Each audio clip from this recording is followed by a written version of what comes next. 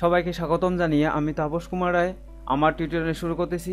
আজকে আমি দেখাবো আপনাদের যে কিভাবে একটি ইউএস এর ফেসবুক অ্যাকাউন্ট খোলা যায়।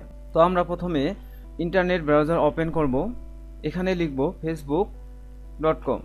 তো আমরা ইউএস এর মানুষদের নাম কোথায় পাবো, কীরকম হবে সেটা আমরা অন্য একটি ট্যাব নিয়ে ফ্যাক্ট নেম জেনারেটর লিখব। ফ্যাক্ট নেম লিখলাম, সার্চ দেব গুগলে। এবার ফ্যাক্ট নেম জেনারেটর এখানে ক্লিক করব। ইউনাইটেড স্টেট এটা আমরা ফিমেল নেব, জেনারেটরে একে ক্লিক করব। এই যে আমার আসছে ইউনাইটেড স্টেটের মানুষদের নাম, তো এটা আমরা কপি করে নেব। কপি করে নিয়ে ক্রিয়েট অ্যান অ্যাকাউন্ট, এখানে আমরা ফার্স্ট নেম এটা রাখবো, লাস্ট নেম এটা দেব।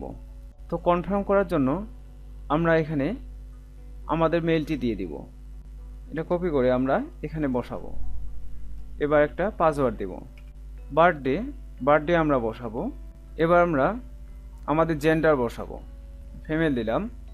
এবার আমরা create an account A click করব। প্রথম স্টেপ, এটাকে আমরা আপাতত নেক্সট করব। আমাদের ফেসবুক অ্যাকাউন্ট ওপেন হয়েছে। এবার আমাদের ফেসবুক অ্যাকাউন্টটাকে কনফার্ম করতে বলছে, কনফার্ম নাও।